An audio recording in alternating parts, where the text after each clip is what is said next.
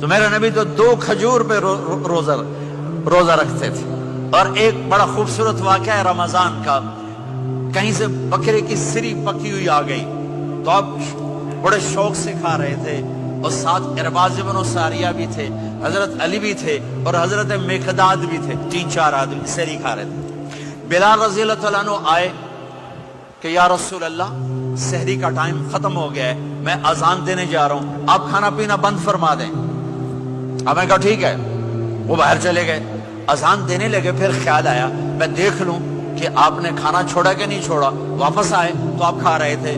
کہا یا رسول اللہ واللہ لقد اصبحت, اللہ کی قسم صبح ہو گئی. آپ نے ہاتھ پیچھے کر لیا. کہا ارے بلال, نہیں ہوئی تھی, نہیں ہوئی تھی. تیرے قسم کھانے پر اللہ نے پہلے نکال دیا اس کو, کہ تیری قسم جھوٹی نہ پڑے. حضرت علی نے فرمایا اگر بلال قسم نہ اٹھاتے تو جب تک میرے نبی کھاتے رہتے اللہ صبح کو پیچھے ہٹاتے جاتے. دیگ پک رہی تھی.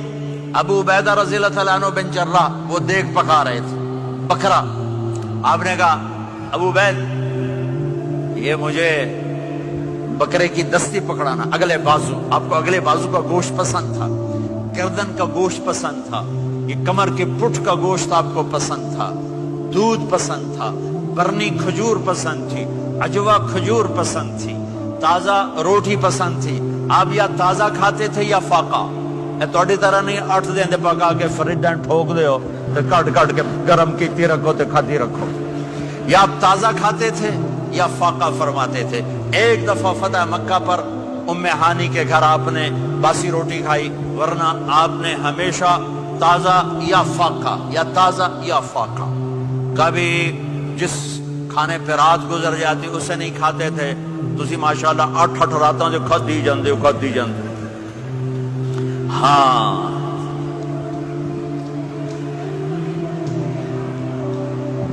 تو کہنے لگے عبید یہ دستی پکڑانا. تو انہوں نے ایسے بکرے کا بازو نکال کے پورا آپ نے یوں پکڑا, نوچ کے پھینکا.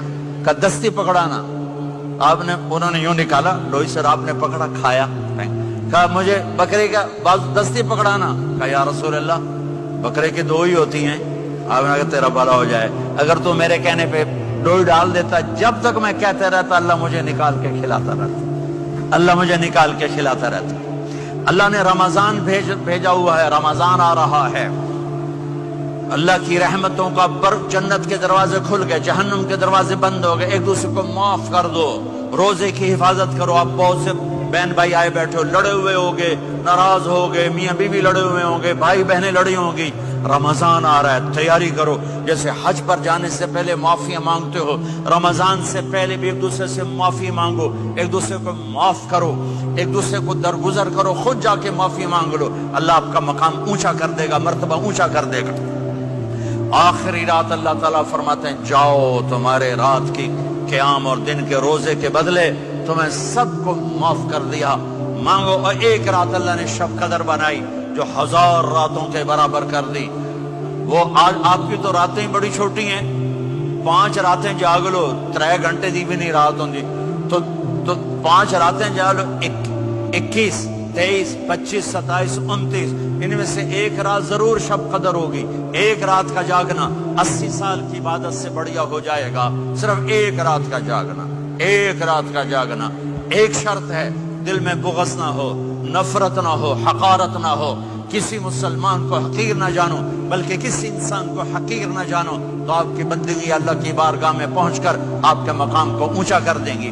تو عبادات میں ایک نماز ہے, پھر ایک روزہ ہے, پھر زکوٰۃ اور حج مالدار لوگوں کا فریضہ ہے, غریبوں کا نہیں ہے, متوسط طبقے کا نہیں ہے. تو عبادات کا جو نصاب ہے بڑا مختصر ہے.